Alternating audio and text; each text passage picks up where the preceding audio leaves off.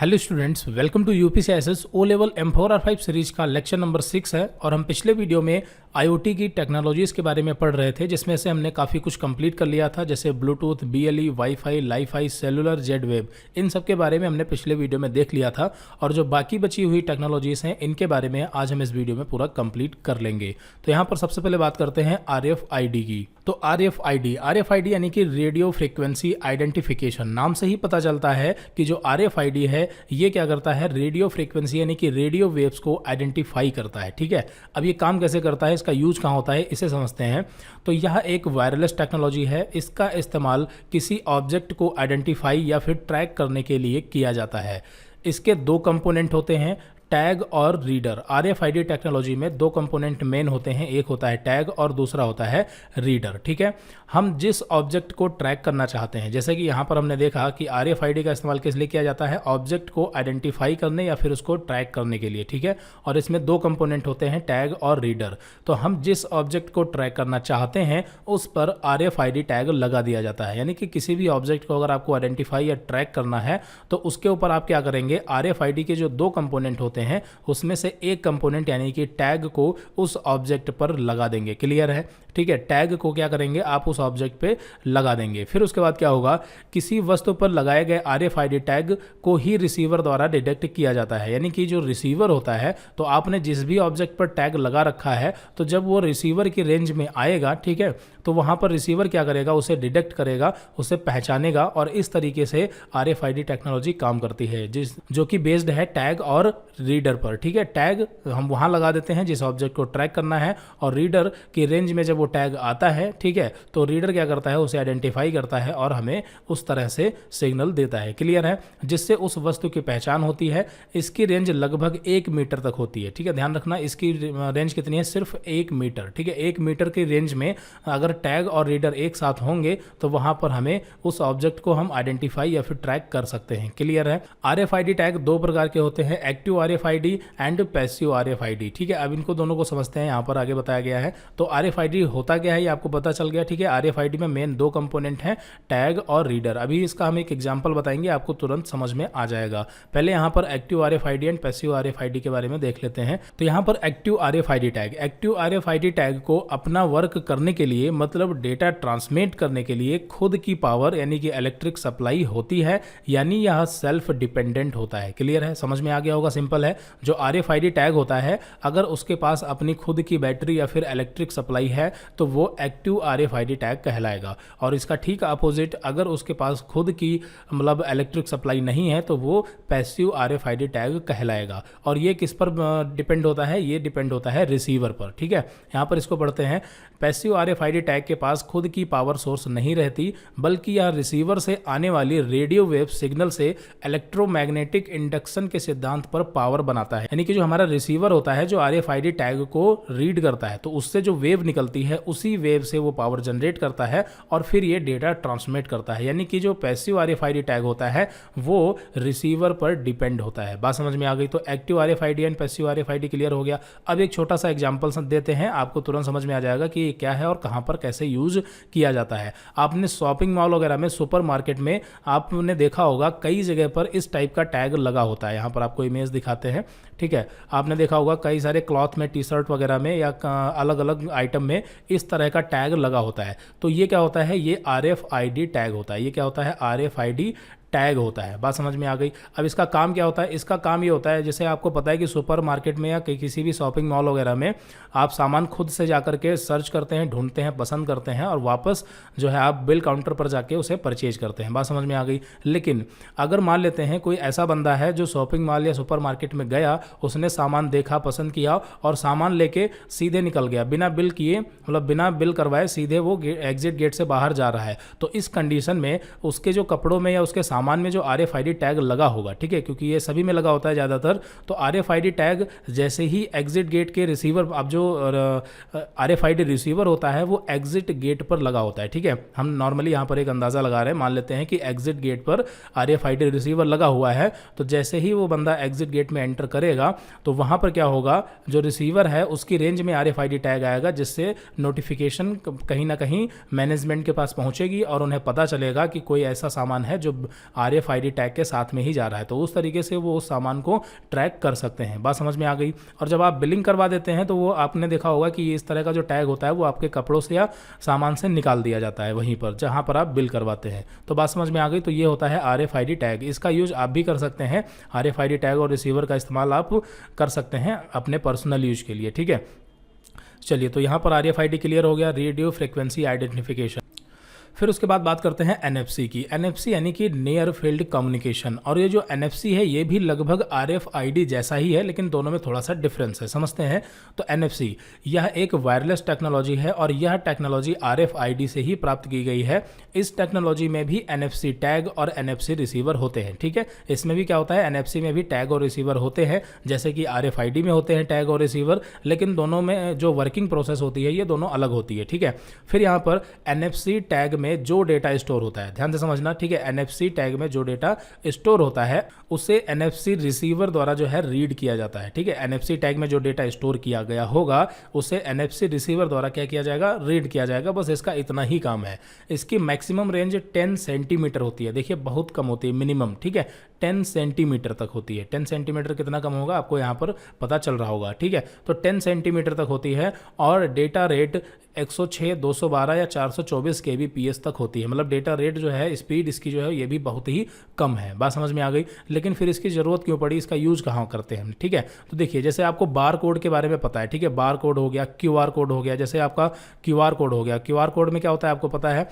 QR code में कुछ information होती है जो कि QR कोड को जनरेट करते समय उसमें डाली गई होती है। सिंपल है, ठीक है। QR कोड के बारे में आपको अच्छे तरीके से पता है। आप पेमेंट वगैरह करते हैं, कई जगह QR कोड यूज होता है डिजिटल में।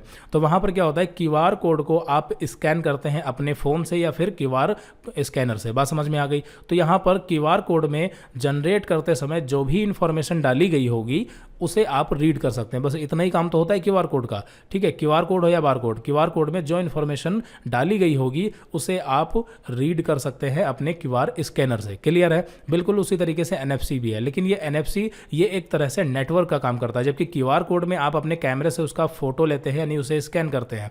जबकि यहाँ पर इसमें कुछ ऐसा स्कैन करने वाला सिस्टम नहीं है। इसमें NFC टैग की रेंज में जैसे ही NFC रिसीवर आएगा तुरंत NFC टैग का जो डेटा है वो NFC रिसीवर तक पहुंच जाएगा। बात समझ में आ गई, ठीक है। इसमें हमें कुछ भी स्कैन या ऐसा कुछ नहीं करना होता है, लेकिन इसकी रेंज देखिए कितनी कम होती है, 10 सेंटीमीटर होती है, ठीक है। अब यहाँ पर इसका छोटा सा एग्जांपल दे देते हैं, आपको समझ में आ जाएगा, ठीक है।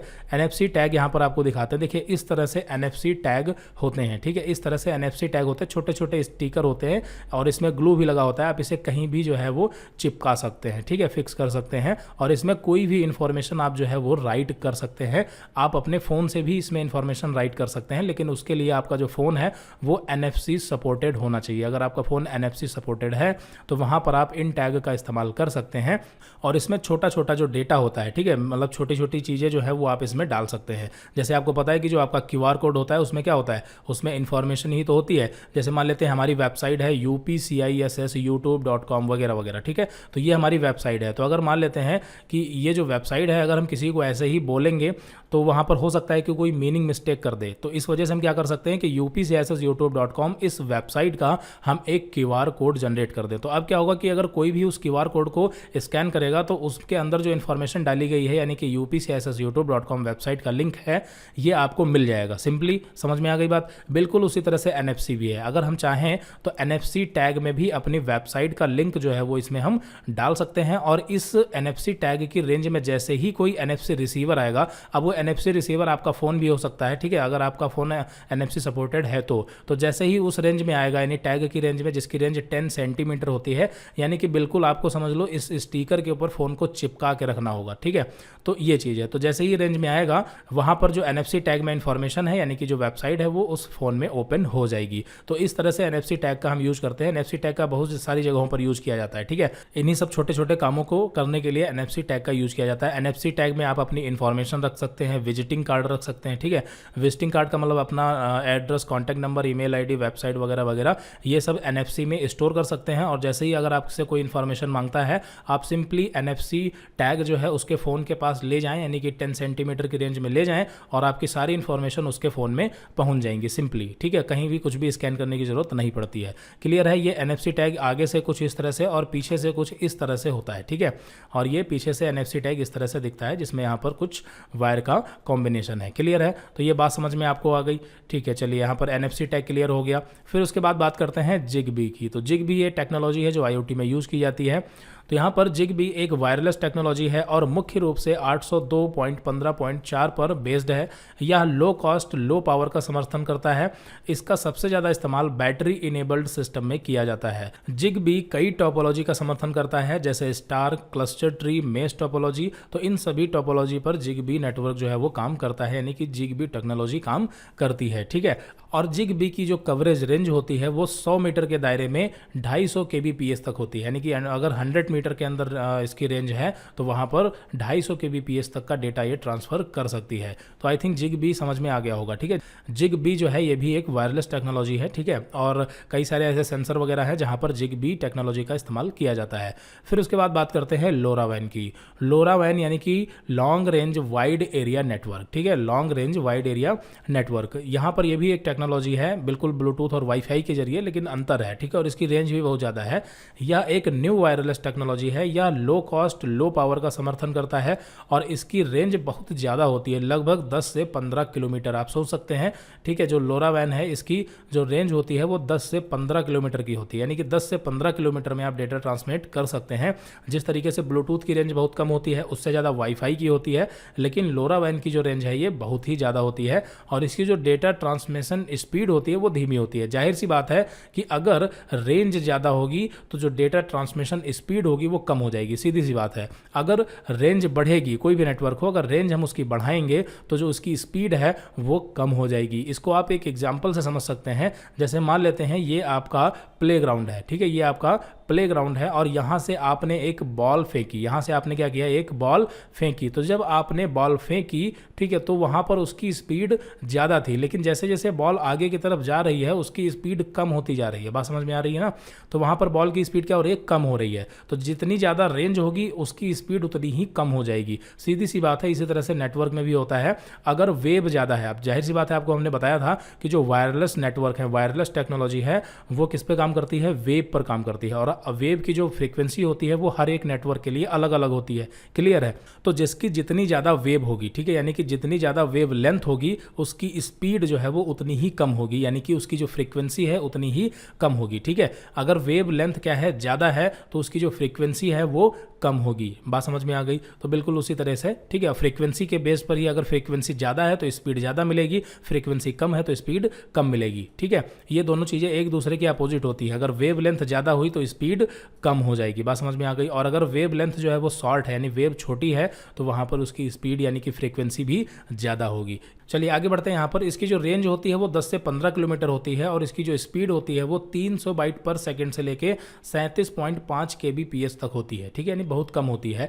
इसे बिना किसी लाइसेंस के radio frequency band 169 megahertz, 433 megahertz, 868 megahertz and यहाँ पर इंडिया के लिए यहाँ पर बताया गया है 865 मेगाहर्ट्ज एंड 867 मेगाहर्ट्ज पर इसे चलाया जा सकता है बिना किसी लाइसेंस के। अब ये लाइसेंस क्या है? तो देखिए यहाँ पर जो अलग अलग फ्रीक्वेंसी की वेव होती हैं, इस पर अगर आपको नेटवर्क चलाना है, ठीक है, तो उसके लिए लाइसेंस लेने की ज़रूरत पड़ती है। जैसे अलग अलग जो जियो, एयरटेल, ये सब कंपनियां हैं, तो ये क्या करती हैं, इनका जो डेटा ट्रैवल होता है अलग अलग फ्रीक्वेंसी पर, तो ये उसके बदले जो है गवर्नमेंट को पैसा पे करती हैं, यानी कि एक तरह से लाइसेंस लेती है। लेकिन कुछ फ्रीक्वेंसी ऐसी हैं जो फ्री हैं, जैसे कि यहाँ पर हमने देखा 865 मेगाहर्ट्ज, 867 मेगाहर्ट्ज। अभी मेगाहर्ट्ज क्या होता है? तो ये फ्रीक्वेंसी है और वेव से फ्रीक्वेंसी कैसे निकालते हैं ये हमने समझा था। ठीक है, तो अगर इस फ्रीक्वेंसी पर अगर हमें कोई भी नेटवर्क एक्सेस करना है तो वो हम बिना लाइसेंस के यानी फ्री ऑफ कॉस्ट चला सकते हैं। बात समझ में आ गई? चलिए, तो ये हो गया लोरावैन की बात। जैसे ब्लूटूथ और वाईफाई, ब्लूटूथ और वाईफाई के लिए क्या हम कोई लाइसेंस लेते हैं? नहीं लेते हैं। ठीक है, वो हम फ्री ऑफ कॉस्ट चलाते हैं क्योंकि उसकी कुछ फ्रीक्वेंसी है जिस पर वो काम करता है जो कि फ्री है। लेकिन अगर सेलुलर नेटवर्क की बात करें, यानी कि जो हम इंटरनेट वगैरह चलाते हैं, कॉलिंग करते हैं, ठीक है, बात करते हैं फ़ोन से, तो वहाँ पर वो जो फ्रीक्वेंसी है वो जो हमारी ISP होते हैं यानी कि इंटरनेट सर्विस प्रोवाइडर होते हैं, वो फ्रीक्वेंसी अपना उसका लाइसेंस लेते हैं और हमें किराए पर देते हैं। सिंपल सी बात है, हमें क्या करते हैं, वो लोग रेंट पर देते हैं और वो बदले में गवर्नमेंट को भी पे करते हैं। तो आई थिंक यहाँ पर ये अलग कॉन्सेप्ट है और फिलहाल यहाँ पर आपकी ये चीज़ें क्लियर हो गई। ठीक है, तो LoRaWAN क्लियर हो गया। फिर उसके बाद है 6LoWPAN। 6LoWPAN जो 6 है ये IPv6 एड्रेस से लिया गया है, इंटरनेट प्रोटोकॉल वर्जन 6 से, over low power wireless area network, ये इसका पूरा नाम है। यह एक वायरलेस सेंसर नेटवर्क है जिसका इस्तेमाल home automation, agriculture and industrial monitoring के लिए किया जाता है। यह IPv6 प्रोटोकॉल का इस्तेमाल करता है। ठीक है, तो ये भी एक टेक्नोलॉजी है जो IPv6 प्रोटोकॉल का इस्तेमाल करती है और ये IEEE स्टैंडर्ड 802.15.4 पर काम करती है और इसकी जो फ्रीक्वेंसी होती है वो होती है 2.4 गीगाहर्ट्ज बैंड पर काम करती है। और यहाँ पर इसकी जो आउटर रेंज होती है, ठीक है, आउटर रेंज यानी कि ये कितनी रेंज में ये काम करेगा, तो इसकी जो रेंज है वो है 200 मीटर। ठीक है, कितनी है, 200 मीटर, लेकिन आउटर रेंज में। आउटर रेंज का मतलब जहाँ पर पूरा खुला मैदान पड़ा होगा वहाँ पर इसकी मैक्सिमम रेंज है 200 मीटर। ठीक है, और यहाँ पर इसकी जो डेटा रेट है वो 200 KB पर सेकेंड मैक्सिमम है और मैक्सिमम नंबर ऑफ नोड इसमें 100 कनेक्ट हो सकते हैं। फिर यहाँ पर बात करते हैं GSM की। ठीक है, चलिए यहाँ पर GSM को समझते हैं। GSM यानी कि global system for mobile communication. ठीक है, यहाँ पर एक चीज़ का क्लियर रखना, कई लोग GSM में और GPS में कंफ्यूज हो जाते हैं। ठीक है, GSM अलग है, GPS अलग है और GPRS अलग है, ये तीनों चीज़ें अलग अलग हैं। ठीक है, अभी हम पढ़ेंगे GPRS के बारे में। GSM यानी कि global system for mobile communication. GSM एक open and digital cellular technology है जिसका इस्तेमाल वॉइस एंड डेटा को ट्रांसमिट करने के लिए किया जाता है। ठीक है, GSM का हम इस्तेमाल करते हैं, जो हम बात करते हैं अपने फ़ोन से, ठीक है, वहाँ पर GSM टेक्नोलॉजी यूज की जाती है। ठीक है, जिसमें वॉइस और डेटा यानी वॉइस जो हम बात करते हैं और डेटा का मतलब टेक्स्ट टू मैसेज। ठीक है, डेटा यानी टेक्स्ट टू मैसेज, इसे ट्रांसमिट करने के लिए किया जाता है GSM टेक्नोलॉजी का यूज। और ये सेलुलर टेक्नोलॉजी में यूज किया जाता है। सेलुलर यानी कि जो हम टावर से कनेक्ट होते हैं, सेलुलर का मतलब टावर। ठीक है, तो यहाँ पर इसको लेके आप कंफ्यूज ना हो, जो कि 850 megahertz, 900 megahertz and 1800 megahertz and 1900 megahertz frequency band पर ऑपरेट होता है। ठीक है, जो GSM टेक्नोलॉजी है वो इतने फ्रीक्वेंसी पर जो है ये ऑपरेट होता है, इसे आप पढ़ लेना। फिर GSM टेक्नोलॉजी को कम्युनिकेशन पर्पस के लिए टाइम डिवीजन मल्टीपल एक्सेस यानी कि TDMA टेक्निक का उपयोग करके एक डिजिटल सिस्टम के रूप में डेवलप किया गया था। ठीक है, देखिए GSM टेक्नोलॉजी का यहाँ पर एक एग्जांपल बताते हैं, आपको समझ में आ जाएगा। GSM यानी कि global system for mobile communication, नाम से पता चलता है। ठीक है, ग्लोबली जो है हम मोबाइल कम्युनिकेशन कर सकते हैं, जिसमें सिर्फ वॉइस और डेटा ही ट्रांसमिट किया जा सकता है। डेटा का मतलब यहाँ पर टेक्स्ट मैसेजेस। ठीक है, तो जो 2G फ़ोन होते थे, 2G यानी कि सेकेंड जनरेशन के जो फ़ोन होते थे, वहाँ पर हम इंटरनेट वगैरह नहीं चला सकते थे, उसमें हम सिर्फ वॉइस यानी कि कॉल कर सकते थे और टेक्स्ट मैसेज, ये इतना काम कर सकते थे। ठीक है, तो GSM टेक्नोलॉजी जो है वो सेलुलर टेक्नोलॉजी के साथ मिलकर काम करती है, जिसमें हम वॉइस और डेटा ट्रांसमिट कर सकते हैं, यानी कि उसमें इंटरनेट वगैरह एक्सेस नहीं कर सकते थे। फिर उसके बाद आई GPRS। ठीक है, GPRS यानी कि जनरल पैकेट रेडियो सर्विसेज। ठीक है, जनरल पैकेट रेडियो सर्विसेज, जिसमें यहाँ पर हम क्या कर सकते थे, इसमें हम ईमेल, मल्टीमीडिया मैसेज में ऑडियो वीडियो सारा कुछ आ जाता है और इसमें वीडियो कॉल वगैरह भी संभव थी। तो ये GPRS है। ठीक है, GPRS यानी कि जनरल पैकेट रेडियो सर्विस, ये रेडियो वेव पर काम करती है। हालांकि जो सेकेंड जनरेशन हो गई यानी 2G, 3G, 4G, ये सब रेडियो वेव पर ही काम करती हैं, फ्रीक्वेंसी अलग अलग होती हैं। ठीक है, तो GPRS एक वायरलेस और सेलुलर नेटवर्क कम्युनिकेशन सर्विस के लिए सबसे अच्छा पैकेट स्विचिंग प्रोटोकॉल है। ठीक है, GPRS system GSM network switching का एक इंटीग्रेटेड पार्ट है। ठीक है, GSM के साथ में क्या मिल गया, GPRS, यानी GPRS प्लस GSM दोनों मिल गए, जिससे voice call, email, multimedia messages और वीडियो कॉल, ये सारा कुछ पॉसिबल हो सका। लेकिन इसमें इतनी ज़्यादा स्पीड नहीं थी। फिर उसके बाद डेवलप हुआ LTE यानी कि 4G टेक्नोलॉजी। ठीक है, तो 4G में हमें क्या मिला, LTE यानी कि लॉन्ग टर्म एवोल्यूशन। ठीक है, इसका पूरा नाम है लॉन्ग टर्म एवोल्यूशन। या 4G वायरलेस स्टैंडर्ड है जो कि 3G टेक्नोलॉजी की तुलना में काफ़ी ज़्यादा फास्ट है। ठीक है, जिसकी एवरेज डाउनलोड स्पीड जो है वो 15 Mbps से लेकर के 20 Mbps and average upload speed 10 Mbps से 15 Mbps तक होती है। ठीक है, तो ये LTE जो है ये 4G टेक्नोलॉजी के साथ आया, जबकि जो हमारा GPRS था ये किसके साथ था, ये हमारा था 3G के साथ में। बात समझ में आ गई, ठीक है। तो आई थिंक यहाँ पर आपको IoT में यूज होने वाली जो टेक्नोलॉजी है उनके बारे में समझ में आ गया होगा, ठीक है। हमने पूरा एक्सप्लेन किया है सारी चीज़ें। तो यहाँ पर जो टेक्नोलॉजीज हैं IoT में यूज होने वाली वो हमने पढ़ ली हैं। अब इसके बाद बारी है प्रोटोकॉल्स की, ठीक है। तो IoT में यूज होने वाले जो प्रोटोकॉल हैं उनके बारे में हम अगली वीडियो से पढ़ेंगे, ठीक है। यहाँ पर आप देखेंगे इसमें application layer, transport layer, network layer and link layer. तो ये जो लेयर हैं ये एक्चुअली एक नेटवर्क कैसे काम करता है इसको डिफाइन करती हैं, ठीक है, अलग अलग लेवल्स में। तो हालांकि हम अगले चैप्टर यानी कि थिंग्स एंड कनेक्शन वाले चैप्टर में जो है OSI मॉडल और TCP/IP मॉडल के बारे में पढ़ेंगे, जिसमें 7 layer architecture and 4 layer architecture के बारे में पढ़ेंगे। फिलहाल अभी आप जो है इतना समझ लें कि जो application layer, transport layer, network layer और डेटा लिंक लेयर है ये अलग अलग कैटेगरी है, यानी कि एक नेटवर्क को चलाने के लिए इतने स्टेप्स होते हैं और जिसमें अलग अलग स्टेप पर अलग अलग टाइप के प्रोटोकॉल काम करते हैं, ठीक है।